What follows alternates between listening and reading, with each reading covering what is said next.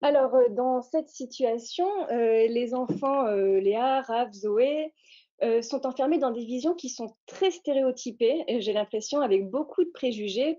Les garçons se bagarrent, les filles sont gentilles. Bon, voilà, ils ont des images comme ça un petit peu fermées de ce que l'on peut être. Raph en particulier, j'ai l'impression qu'il a l'air d'avoir du mal à accepter que l'on puisse être différent et au sein même de son propre groupe, ce qui est un petit peu étonnant peut-être. Pour lui, les garçons, ça doit aimer la bagarre. Alors évidemment, cette situation, elle pose la question des différences. Enfin, elle montre une situation dans laquelle on manque de respect envers l'autre et elle pose la question des différences.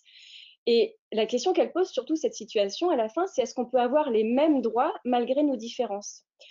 Alors évidemment, cette question des différences, elle est hyper importante parce que souvent, c'est parce que vous avez peur des différences que vous manquez de respect à l'autre, ce qui est le cas dans cette situation, j'ai l'impression.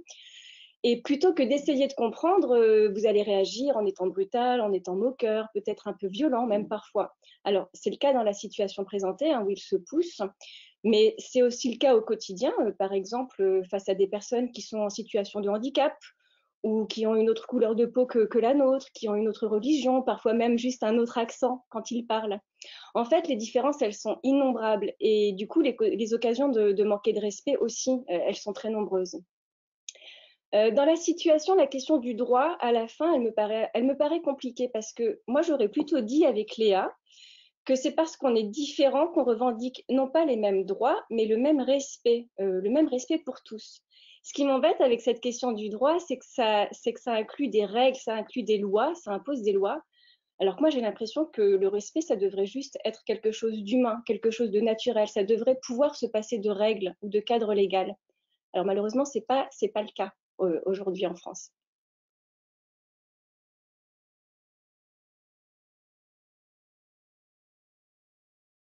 J'ai deux activités professionnelles. Je suis professeure et je suis aussi psychopédagogue. Alors, en tant que professeur, j'ai compris au fil de mon activité qu'il y avait deux formes de respect. Il y a une forme un petit peu verticale et une forme plus horizontale. Je vais vous expliquer. En fait, j'ai longtemps cru, moi, que le respect, c'était d'abord une forme de considération ou même d'admiration qu'on pouvait avoir pour une personne qui était située au-dessus de nous. Soit parce que sa fonction le situe au-dessus de nous, par exemple un professeur ou un patron, enfin quelque chose comme ça, ou parce que ses valeurs morales ou ses valeurs intellectuelles, ou simplement parce que c'était notre aîné, par exemple une grand-mère, un grand-père, on les respecte parce qu'ils sont au-dessus de nous. Donc pour moi, pendant longtemps, le respect, ça impliquait une espèce de hiérarchie, de verticalité. Alors j'ai l'impression que cette forme de respect, aujourd'hui, on en a un peu honte, comme si c'était une faiblesse d'admirer quelqu'un. Mais surtout, ce que ça m'a appris, moi, d'être enseignante, c'est que le respect, évidemment, c'est vertical, mais c'est aussi obligatoirement horizontal.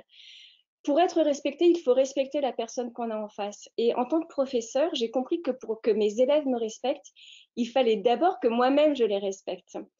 C'est important qu'il y ait ce côté mutuel dans le respect. Par exemple, il y a des élèves qui vont s'écraser devant un professeur très très autoritaire, mais si cette personne elle est injuste et qu'elle ne les respecte pas, bah, les élèves généralement vont pas la respecter non plus. Parce que respecter, c'est pas simplement accepter que l'autre existe avec ses différences. Euh, pour moi, respecter, c'est aussi décaler mon point de vue et me mettre du côté de l'autre. Je vais vous donner un exemple très précis en tant que professeur, justement.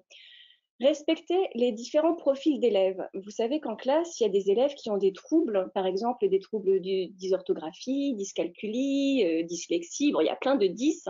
Il y a des élèves qui ont des troubles du comportement, qui ont par exemple des troubles de l'attention. Bon, respecter ces élèves, pour moi, c'est pas simplement les accepter dans ma classe, c'est pas simplement tolérer qu'ils existent et qu'ils viennent dans ma classe, c'est aussi m'adapter à eux en proposant par exemple des exercices ou des activités qui soient clairs et qui soient aidants pour eux, en fait pour tous. Donc respecter ces élèves, c'est mettre en place des choses pour les aider.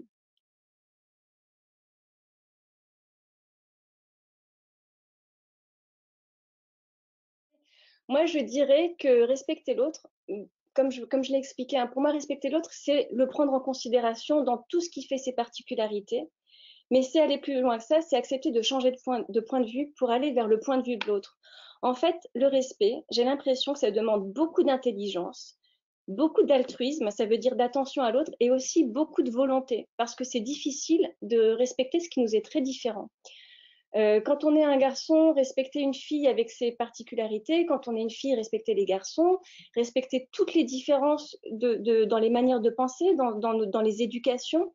Tout ça, ça oblige à sortir des schémas qu'on nous a appris parfois ou qu'on s'est construit tout seul, et c'est parfois très très difficile. Et je voudrais terminer peut-être en disant qu'effectivement, parfois on a l'impression que respecter quelqu'un, c'est un signe de faiblesse. Moi, au contraire, j'ai l'impression qu'on devient très très fort en étant respectueux des autres.